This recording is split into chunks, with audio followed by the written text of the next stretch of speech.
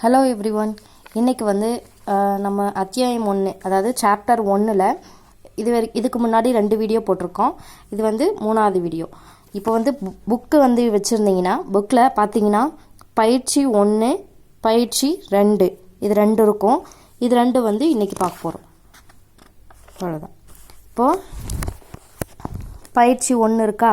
பயிற்சி 1ல் இதுக்கு முன்னாடி வந்து நான் பேசிக்ஸ் சொல்லி கொடுத்துருப்பேன். அது நீங்கள் நல்லா ப்ராக்டிஸ் பண்ணிங்கன்னா தான் அதுக்கப்புறம் இதெல்லாம் வந்து ஈஸியாக இருக்கும். நம்ம பேசிக்ஸ் சொல்லி கொடுத்தோம் இல்லையா, அதில் இருக்கிறது தான் வந்து பயிற்சி 1ல் இருக்கும்.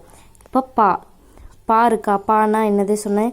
இந்த பக்கம் லெஃப்ட் சைடு சரிச்சு போட்டோம்னா லைட்டாக அது பா. இது பானா டார்க்காக போட்டால் பா மாதிரி டார்க்காக போட்டால் பா.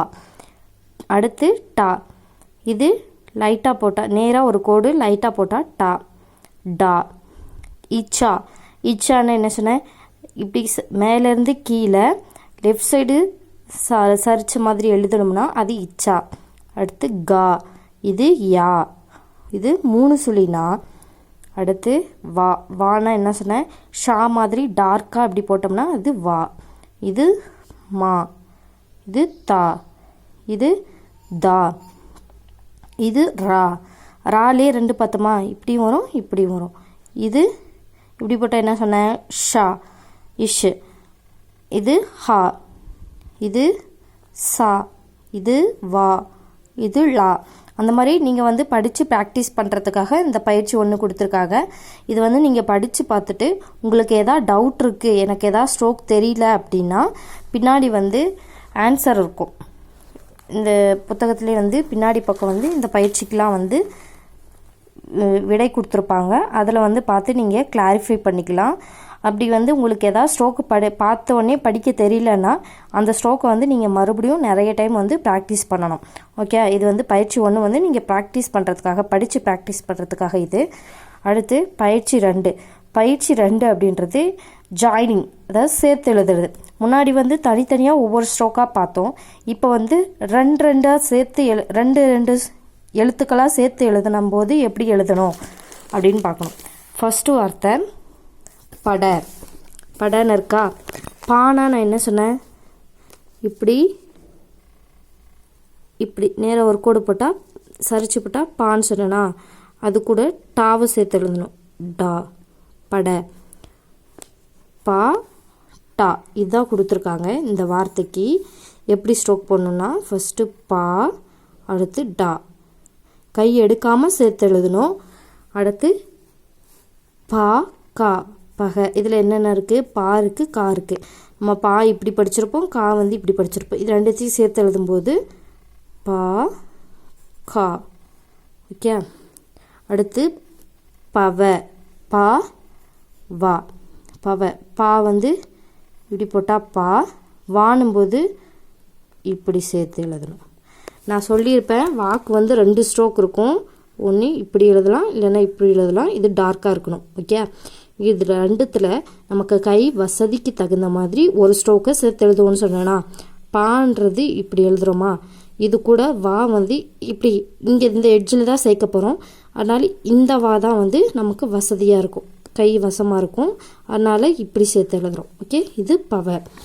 அடுத்து பறை அப்படின்னா அப்படின்றது கொடுத்துருக்காங்க. இது வந்து எப்படி எழுதணும்னா பாக்கான ஸ்ட்ரோக்கு பா, ராக்கான ஸ்ட்ரோக்கு இது பறை. ஓகே. ரா இப்படி போட்டால் ரா படித்தோம், இப்படி போட்டால் ரா படித்தோமா? 2த்தில் நம்ம கை வசதிக்கு தகுந்த மாதிரி ஒரு ஸ்ட்ரோக்கை சேர்த்து எழுத போகிறோம். பறை என்னும்போது பா ரா. ஓகே. பா ரா பறை.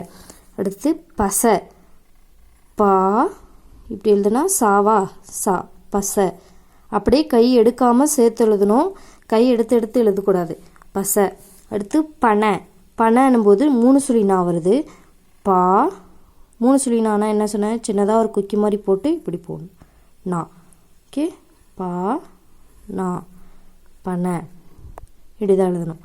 அடுத்து பச்சை பா இச்சா பச்சை. சா மட்டும் வரும்போது நம்ம இந்த ஸ்ட்ரோக் போடணும். இச்சா சேர்ந்து வரும்போது இதுதான் போடணும், இச்சா. ஓகே. பச்சை. அடுத்து கம கா மா கம. வித்தியாசம் தெரியுதா? காணும் போது நான் டார்க்காக போட்டிருக்கேன், மானும் போது லைட்டாக போட்டிருக்கேன். அந்த லைட்டு டார்க்லாம் வித்தியாசம் கரெக்டாக எழுதணும். அடுத்து கடை, கா டா டா கியா கா டா. அடுத்து கலை, கலைக்கு வந்து 2 குண்டுலா கொடுத்துருக்காங்க, அதனால் கா. குண்டுலானா எப்படி எழுதுவோம்? இப்படி போடுவோமா? லானும் போது இதான் ஸ்ட்ரோக்கு, அப்போ கா லா சேர்த்து எழுதணும். இது வந்து நீங்கள் ஃபஸ்ட்டு அந்த சாப்டர் ஃபஸ்ட்டு வீடியோவும் செகண்ட் வீடியோவும் நல்லா பார்த்துட்டு வந்தீங்கன்னா தான், பார்த்து நல்லா ப்ராக்டிஸ் பண்ணால் தான் இது வந்து கரெக்டாக எழுத முடியும். அடுத்து கண, கா நா கண. அடுத்து இச்சக, இச்சா கா இச்சக. ஓகே. கக, கா கா கக, கா கா கக. ஓகே. அடுத்து ஜம, ஜா மா ஜம. தம, தானா இப்படி ஓப்பன் ப்ராக்கெட்ஸ்னா தா மா தம. அடுத்து லக, குண்டு லாக்கு வந்து வரும்போது லக, லா கா லக. அடுத்து பல்ல, பா அப்படி எழுதுவோமா? பா. இல்லானும் போது இப்படி போடணும். நான் இல்லாக்கு 2 ஸ்ட்ரோக் சொல்லி கொடுத்துருப்பேன், இப்படி ஒன்று இப்படி ஒன்று. இதில் வந்து நமக்கு வசம் வந்து இந்த பா கூட வசமாக வந்து இந்த இல்லாதான் எழுத முடியும், அதனால இதை சேர்த்து எழுதுகிறோம். பா இல்லா.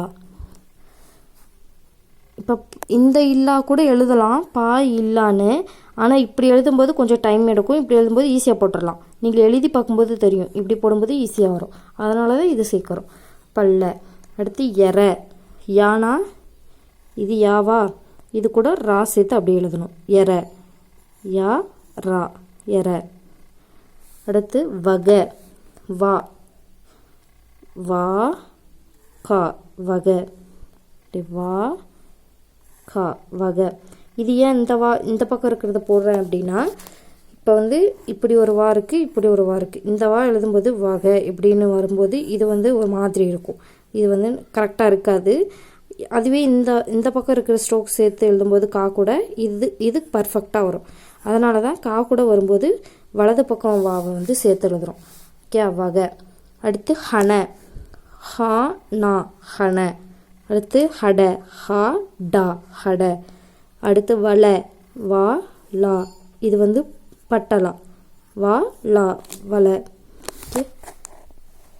வா லா வா லா வல.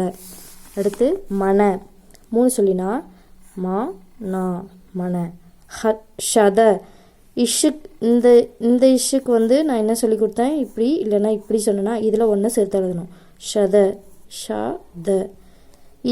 இது வந்து தா கூட வந்து சேர்த்து எழுதுறதுக்கு வசதியாக இருக்காது, அதனால் இந்த ஷாவை யூஸ் பண்ணுறோம். ஓகே. இது வந்து ஷா கூட சேர்த்து எழுதும்போது, தா கூட சேர்த்து எழுதும்போது இந்த ஷா வந்து வசம் இருக்காது, அதனால் இது எழுதி இப்படி ஷத. ஓகே. இது பயிற்சி 2 முடிஞ்சது. அடுத்து மெய்யெழுத்துக்களில் வந்து பின்னாடி 2 எழுத்தாக வரும்போது, சேர்ந்து வரும்போது இப்போ வந்து இம்மா, இன்னா, இவ்வா, இல்லா இந்த மாதிரி இருக்குல்ல, இதெல்லாம் வரும்போது நார்மலாக நான் வந்து போடுற ஸ்ட்ரோக்கை கொஞ்சம் நீளமாக எழுதினோம்னா அது 2ஆக வரும். இப்போ வந்து மானா இப்படி போடுவோமா, இதுவே பெருசாக போட்டால் இம்மா, ரொம்ப பெருசாக எழுதக்கூடாது. மானா இவ்வளோ, இம்மானா இவ்வளோ. ஓகே. அடுத்து இன்னா, 3 சொல்லி இன்னு நா, 3 சொல்லி இன்னா வரும்போது நாவை பெருசாக போட்டால் இன்னா. லா, இல்லா, இல்லா வரும்போது இந்த லாக்கான ஸ்ட்ரோக்கரை பெருசாக போட்டால் இல்லா. இன்னும் 2 வரதுனால அது கொஞ்சம் பெருசாக போடணும். அடுத்து இவ்வா, இவ்வானா வாவை பெருசாக போட்டால் இவ்வா. ஓகே. அவ்வளோதான், சாப்டர் 1 வந்து முடிஞ்சிச்சு.